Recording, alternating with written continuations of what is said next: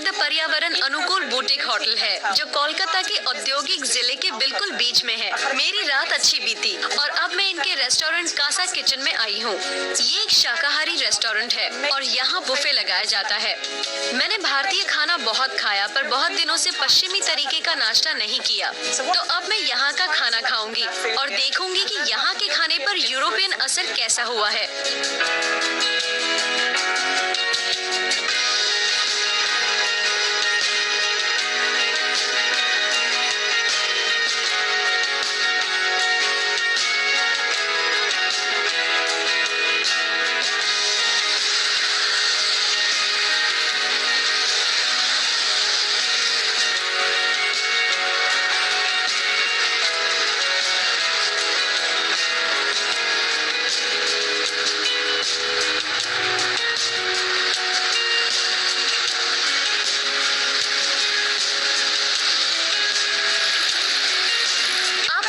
बंगालियों को सभी खाना पसंद है, मगर दो चीजें उन्हें बेहद पसंद है। एक है मछली और दूसरी मिठाई। मैंने बहुत सी मछली खाई तो आज मैं मिठाई पर अपना ध्यान देने वाली हूँ। मैं बलाराम और राधा रमन मलिक के मिठाई की दुकान में जा रही हूँ और उसके मालिक सुदीप मलिक से मिलने वाली हूँ। ये बहुत पुरानी दुकान है। ये लोग पारंपरिक बंगाली मिठाई बनाने के लिए प्रसिद्ध है। वो मुझे फैक्ट्री दिखाने वाले हैं और फिर हम मिलकर 2 मिठाइयाँ बनाना सीखने वाले हैं। तो चलिए उनसे मिलते हैं।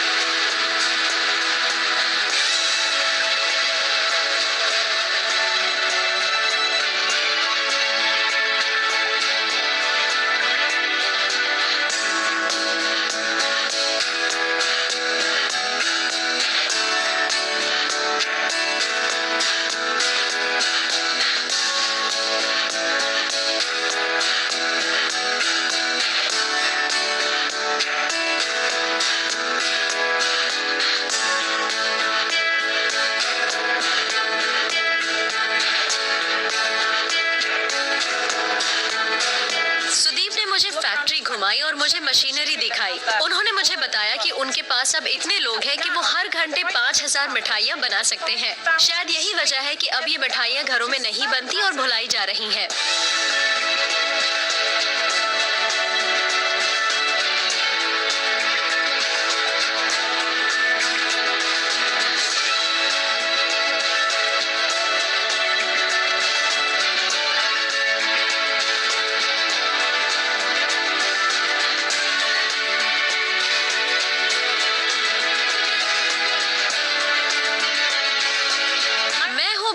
मलिक और राधा रमन मलिक की मिठाई की दुकान में, जो कोलकाता में 1885 में एक रास्ते का स्टॉल था और आज उनके शहर में 5 खूबसूरत दुकानें हैं। मैं सुदीप मलिक के साथ हूँ जो इस दुकान के मालिक है और सभी मिठाइयों में माहिर है। हाय, आपसे मिलकर अच्छा लगा। मैं आपकी दुकान के बारे में थोड़ा बहुत जानना चाहती हूँ। 1885 में मेरे परदादा जी गणेश चंद्र मलिक ने ये दुकान खोली। वे तभी इस शहर में नहीं रहते थे। उन्हें रोज गांव से शहर आना पड़ता था। वे पूर्णाभोग में रहते थे। फिर उनके बाद उनके भाई बलराम मलिक, जिनके नाम से हम ये दुकान चला रहे हैं, उन्होंने भाग दौड़ संभाली और इसे प्रसिद्ध करने के लिए उन्होंने सब कुछ किया। वे सब कुछ खुद ही करते थे।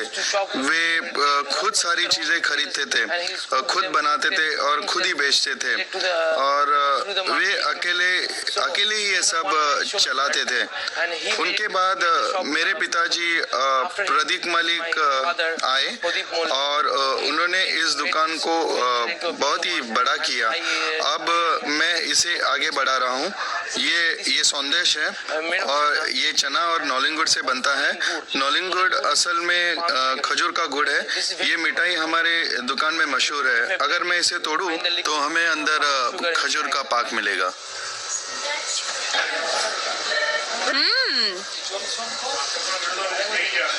वाह, ये तो बढ़िया है। हाँ, मैंने गन्ने का गुड़ खाया है पर खजूर से बना गुड़ कभी नहीं खाया।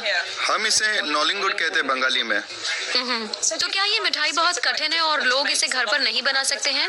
लोग इसे घर पर बनाते हैं पर वे बहुत ही सरल तरीके के होते हैं, पूरी तरह बनाए नहीं होते हैं। मगर जब आप मिठाई बेचना चाहते हैं तो वो स्वादिष्ट और सुंदर होनी चाहिए। ये मेरे दुकान की और एक खास चीज़ है, ये मिष्टी दोई है। ये प्रसिद्ध आम के स्वादों और आम के लुगदी के साथ घोला जाता है और इसे कहते हैं बेक्ड रसगुल्ला, जो बहुत मशहूर है। आप इसे जरूर चखिएगा।